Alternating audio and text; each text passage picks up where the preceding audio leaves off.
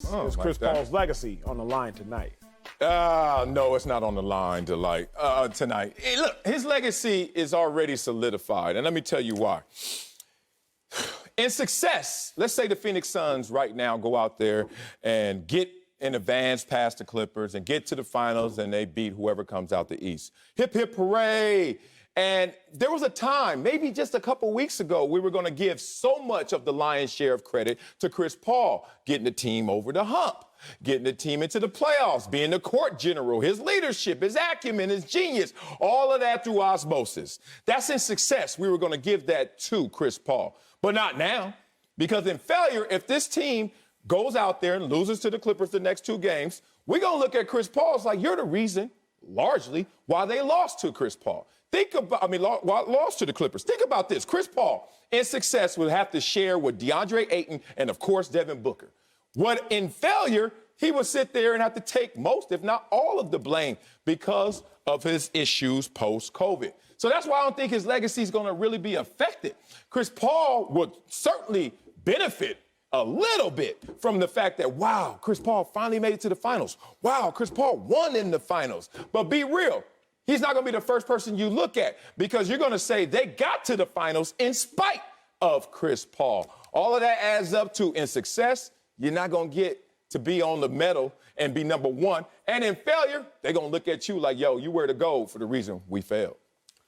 I won't say that Chris Paul's legacy is on the line, but I do believe that the growth of his legacy is on the line. We know Chris Paul's floor, but we still are trying to figure out what is Chris Paul's ceiling. Here's the issue with Chris Paul in this game tonight and why the growth of his legacy is on the line.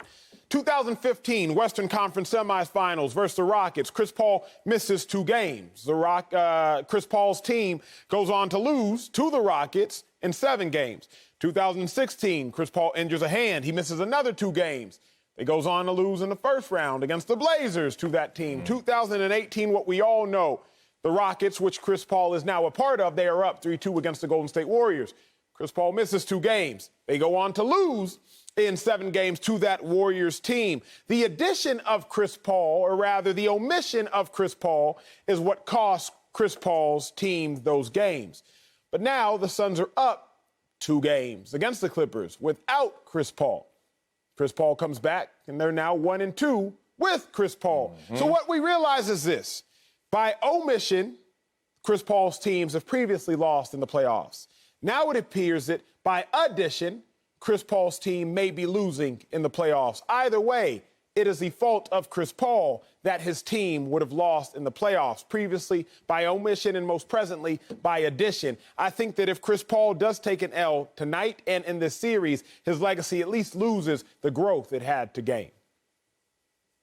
Did I just hit a time warp? Are we talking about Game 7? Did I miss Game 6? Because nothing can happen in Game 6 that affects Chris Paul's legacy because the series could still be won in Game 7 in Phoenix. And as we know, if he wins the series, regardless of what's happened in the last few games, if he wins the series and they get to the finals, all will be forgotten. We've seen that time and time again. The second reason that I don't believe that tonight can impact his legacy is that it's already been established. He is one of the best point guards in the last decade. Right. He's also one of the best point guards in the last 20 years who is of average size and was not physically dominant enough to get his team to the finals if he indeed ends up losing this series. There's no shame in that. Steve Nash couldn't do it. Derrick Rose couldn't do it. The guys who did, Isaiah Thomas, Russell Westbrook, and Rajon Rondo, they were with very unique special teams and were able to get it done. So I don't look at this series changing his legacy. Yeah. To Acho's point, I do believe that if he gets to the finals, that he can elevate his legacy, that we may look at him in a different way than we do now. But for one reason or another, he has not been physically able, whether it's injury or simply matchups, he hasn't been able to complete the deal. So a very good, excellent, still probably Hall of Fame point guard, but is he in that upper echelon of point guards? no chance. And if he gets to the finals, it still remains to be seen if that would change things. But that's his opportunity if he gets there. It's tough, man. I just really think it's almost cemented, like wet cement that is drying. Not fully dry yet, but it's certainly close to it. Because in success, the love is going to go to Booker and Ayton because those are the better players on the team.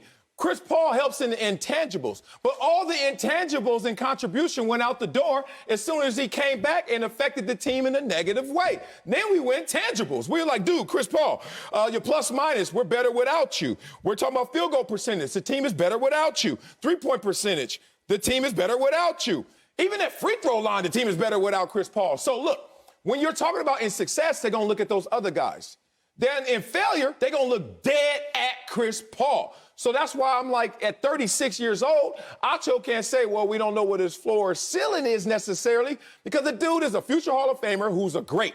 We're not taking him down from his status of greatness. We're just saying, can you really improve? The only way I can see this improving is that Chris Paul advances, and then Chris Paul takes the leadership role once again and has the production that goes with it, because he's lacking that right now in this moment.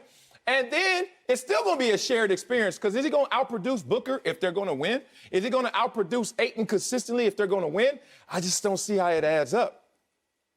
Yeah, Sellis, I'm going to push back on that because there's one guy who was an MVP candidate this regular season. And if they win and they win in a game, if they don't win in game 6, they win in a game 7, they will have earned that home court advantage. And Chris Paul played a big role in that. I can't dismiss what the Phoenix Suns were prior to Chris Paul getting there. I can't dismiss all those intangibles. Yeah, from a statistical standpoint, Devin Booker and Deandre Ayton are carrying the weight.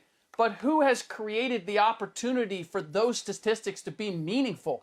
I don't know that DeAndre Ayton and Devin Booker, that their numbers would be significantly different. The difference is that in terms of what they produced, which is wins and being in the conference finals. And you saw at the very beginning when Chris Paul suffered the shoulder injury and he suddenly went out and the Phoenix Suns looked around and said, whoa, wait a minute, where is he?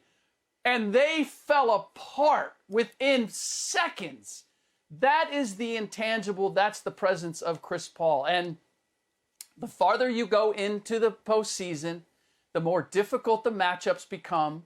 I mean, let's be honest. You see who they've beaten to this point. They've played 3 wounded teams to get where they are. So that's a discount on the entire Phoenix Suns team, not necessarily Chris Paul. But I guarantee you, if they get to the finals, this will not be, oh, Devin Booker did it, DeAndre Ayton did it. The story will be Chris Paul. Really, for me, Slick, Sell, it just comes down to, if you look at Chris Paul, his legacy, the only thing it's marred by is he gets hurt in the playoffs, not there for his team when his team needs him. It cost his team when he was a part of the Clippers. It cost his team when he was a part of the Rockets. But now Chris Paul gets hurt in the playoffs, and his team looking around like, we actually don't need you. We're better without you. He comes back, and now it costs his team when he shows up. I think you're going to look at Chris Paul, and one, you're going to look at him and say, well, you have the most points in the playoffs without a finals appearance. If they lose tonight, thus end up losing the series. And he's not necessarily in great company when it comes to overall legacies and what we say about the individuals. Carmelo Anthony, a great scorer, but we know he famously hasn't won. Playoff P in headlines right now for being mocked and being criticized too heavily. I think, no, his legacy can't get worse because we already conceded the fact that he may never win a chip.